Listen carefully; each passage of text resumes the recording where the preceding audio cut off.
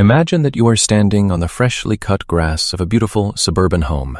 The neighborhood is quiet, the paint is flawless, and the real estate agent is handing you the keys with $1 million smile. You take a photo for Instagram. Your friends and family congratulate you in the comments. Society pats you on the back because you finally stopped throwing your money away on rent. You did exactly what your parents, your teachers, and the government told you to do. You bought the American dream. Listen to me very carefully. You haven't bought the American dream. You just signed a 30-year contract to be a bank's most profitable, obedient asset. You didn't buy a house. You voluntarily locked yourself into a 3-decade financial prison, and you smiled while they put the handcuffs on. I am Trench Dog. On this channel, we don't whine about the unfairness of capitalism. We learn to survive in the economic meat grinder. I am going to show you the exact mechanics of the biggest financial lie you've ever been fed. The idea that buying a house is always better than renting, and that renting is just for losers who can't get their lives together. I am going to show you how the banking system hacks your desire for status, and how the American dream is precisely what is keeping you dead broke. Grab a pen. Let's get to work. Let's talk about reality. The system is engineered to keep you working forever. It starts at the Thanksgiving dinner table. Your uncle looks at you across the turkey and asks, "So, when are you going to buy a place and settle down? You know, renting is just paying someone else's mortgage." That single phrase has pressured more young people into financial ruin than almost anything else in modern history. Wall Street and the banking industry love your uncle. They rely on him to shame you into their offices. So how do they trick an average guy into signing away his life? Simple. They focus entirely on the monthly mortgage payment and completely hide the phantom costs.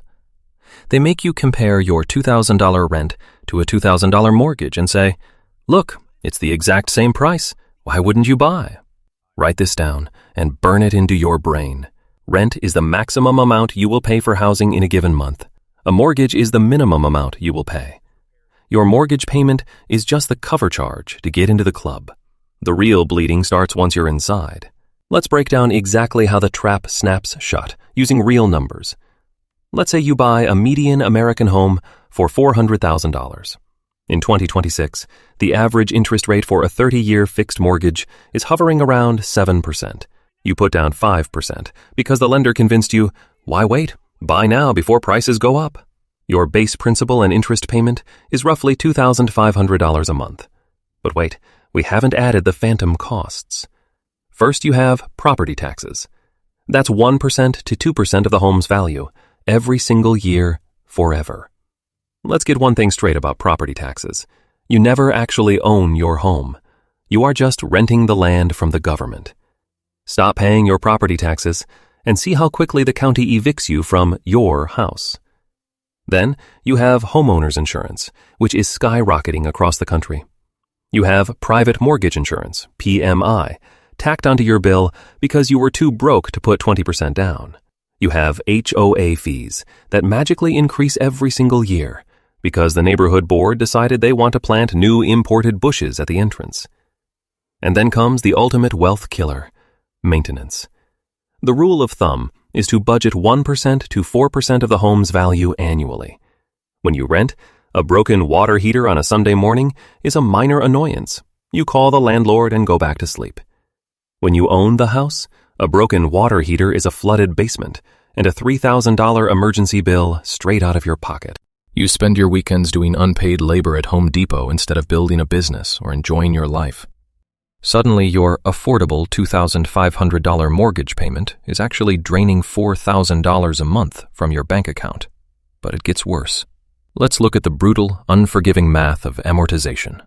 You have this warm, fuzzy feeling that every time you make a mortgage payment, you own a little more of your house. You think you are building a giant piggy bank. Wrong. Look at an amortization schedule for a 30-year loan at 7%. It is heavily front-loaded. For the first 10 years, your monthly payment is almost entirely feeding the bank's interest engine.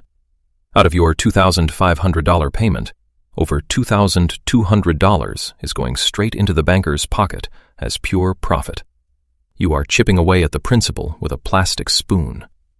If you sell that house in year 5, which is what the average American actually does because of a new job, a growing family, or a divorce, you haven't built wealth. You just rented money from the bank at a massive premium. You paid a 6% commission to a realtor to sell the property.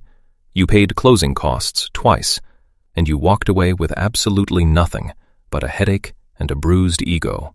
I can hear your excuses screaming through the screen right now. But dog, you don't get it.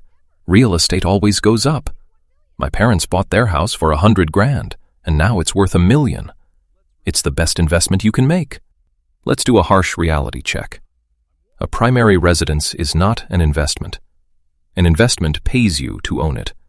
A house costs you money every single day you live in it. Historically, real estate appreciates at roughly 3% to 5% a year. That barely keeps up with inflation. Once you factor in the interest you paid the bank, the property taxes you paid the government, the insurance, the new roof, the painted siding, and the landscaping, your real rate of return is often 0. Sometimes it's negative. You want a house because you care what people think about you. You want the status symbol. Real wealth is not a brick building. Real wealth is liquid. A house is a giant block of wood and concrete that you cannot eat, cannot divide, and cannot easily sell if the market crashes and you lose your job. Every time you dump your entire paycheck into a house to be house poor, you are robbing your own future. Imagine if, instead of struggling with a $4,000 total home ownership cost, you rented a solid, stress-free apartment for $2,000. And the difference, that extra $2,000, you ruthlessly, fanatically, and mechanically invested into the S&P 500 every single month at a historical 10% return. Do you know how much you'd have after 15 years? Over $800,000 in liquid, tax-advantaged cash. You could access it tomorrow with the click of a button. Meanwhile, the homeowner is sweating over his property tax reassessment, fixing toilets, and praying the local housing market doesn't dip so he isn't trapped underwater. So how do you actually buy a house without derailing your life and becoming a slave to a lender? Write these rules down and do not break them under any circumstances. First, the 7-year rule. Never buy a house unless you are mathematically and personally certain you will live in that exact property for at least 7 to 10 years. If there is a chance you will move for a job, get married, or change your lifestyle, keep renting. Otherwise, the frictional costs of buying and selling will eat your net worth alive. Second, use the golden rule of real estate survival.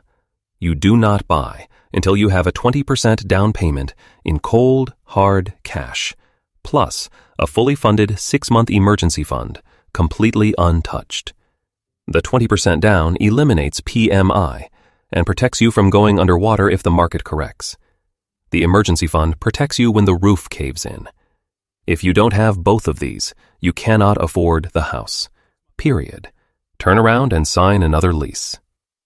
Third, the 28% rule.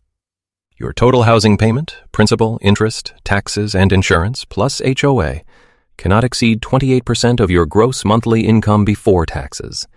If the math doesn't work out, swallow your pride, ignore your uncle's advice, and keep renting. We don't sign 30-year contracts to stroke our egos. We build bulletproof, liquid wealth. Let's summarize the survival strategy. First, wake up and realize that renting is not throwing money away. Renting buys you flexibility, peace of mind, and a predictable, capped cost of living. Second, stop ignoring the phantom costs of homeownership that the real estate industry desperately wants to hide from you. Third, calculate your opportunity cost. Invest the difference in the stock market, and let compound interest make you a stealth millionaire, instead of making the banking cartel rich. You don't need a white picket fence to prove you are a successful adult. You just need financial discipline, a cold head, and the absolute refusal to be house poor, just to impress people you don't even like. If this briefing cleared the fog on your finances, hit subscribe and drop a like. This investigation is far from over. Leave a comment below. Which financial trap should I dismantle next? This was Trench Dog. Make your money work before it forces you to work forever.